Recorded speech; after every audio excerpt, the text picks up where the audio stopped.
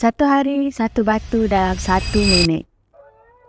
Okey, hari ni kita tengok batu yang ada nama hutan, tapi sesuai untuk rumah, iaitu Amazon Green. Ini single stone Amazon Green VPS 1606.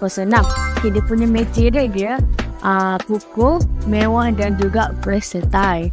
Saiz cukup besar.